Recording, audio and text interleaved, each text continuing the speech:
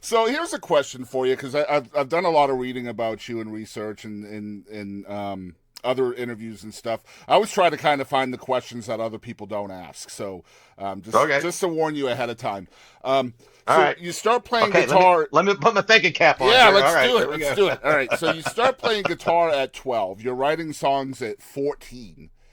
hmm So I'm curious, what does the content look like for 14-year-old Radney Foster?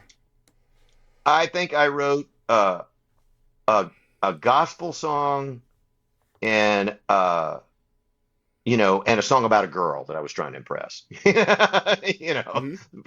So and they were both country and not untypical of, what any 14-year-old kid who knows, a handful of chords. Um, and not very good, and I thought that that was when I first started writing, but my mother disabused me of that. Because I had said that in an interview. Hmm. And my mom said, no, no, no, no, that's a lie. And I was like, what are you talking about, Mom? She goes, I have copies. She said, I'll show you of songs that you wrote in Sunday school when you were 6 and 7 years old. Wow. And I'm sure it was to the melody of, Jesus loves the little children or some Hmm. other kid, you know, uh, friendly song like that. And I just wrote my own lyrics to it. So, apparently I've been doing this a long time. You should get those lyrics and put them out on lyric sheets on your website and just start selling them. 6-year-old Radney Foster lyrics. Yeah, there you go. That would I should actually. My mother's 90 years old and still rocking. She probably knows exactly where they are. I Probably. should. I'm gonna call her up after this, after we get through with this. Well, speaking of moms and dads, what are some lessons that you learned from your folks that you still kind of carry with you today? Uh, Always treat people with respect. Always treat people with respect. Um, you never know. Always try to figure out. If somebody's a jerk to you, you don't know what they're going through.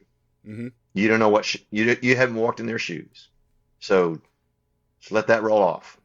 And I think when you do that, you know, uh, the life just goes a lot easier.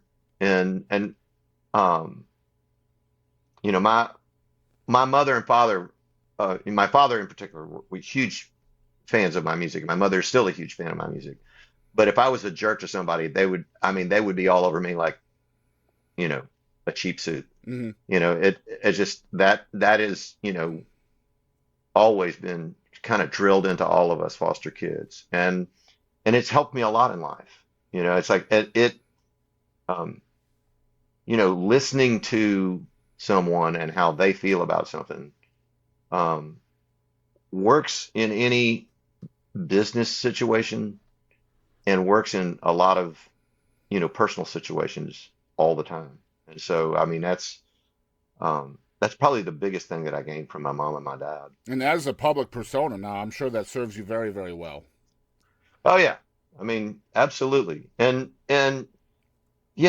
you can catch me on a bad day. I'm a human Hmm. being, just Of like course. anybody else. But But if but kindness is your baseline, though, there's a lot less thinking yeah, that goes into your that's everyday. right. You know, Oh yeah. I Yeah. mean, I mean, it's you don't like have to fake it to make it, so to speak, because your no. baseline is already great. It's already a good place Yeah. to start from. Um, my social media profiles all say kindness is effortless. It's the very first thing that you see under my name everywhere, Twitter, That's Facebook. awesome. Yeah. That's And it's so that's really true. true. It takes so much effort to be mean to somebody. It just doesn't make sense to me. Yeah. But like the lack of Well, I think one accountability. of the things, Go ahead. you know, yeah, no, it's just it goes a long way, and also I think it's about trying to, and this is the songwriting part. As a songwriter, you're a storyteller, so you're trying to look at it like, you know, who is this character? Who Mm. is this person?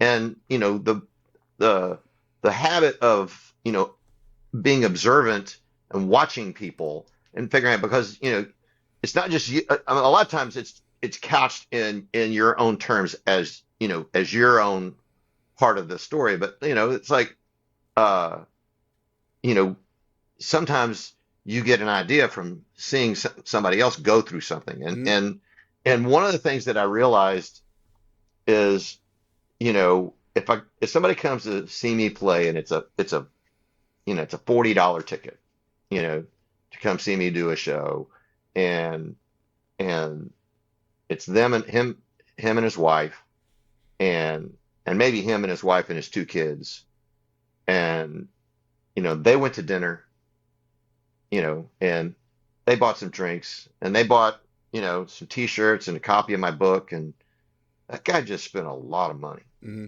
And I can guarantee it, he works a lot harder for his money than I do for mine. Because I got, I always say, I think we were talking about before, it's like the music's the easy part of this job. Hmm. The hard part's all the other, you know, BS you have to go through. Yeah, and But, you've dealt with both sides of that too, because you've been an indie artist, you've been signed to sure, major labels, so you've seen both sure. sides of that. You've done the work Oh yourself, yeah. and you've had a label behind you as well. So you have a lot of unique perspective in that, and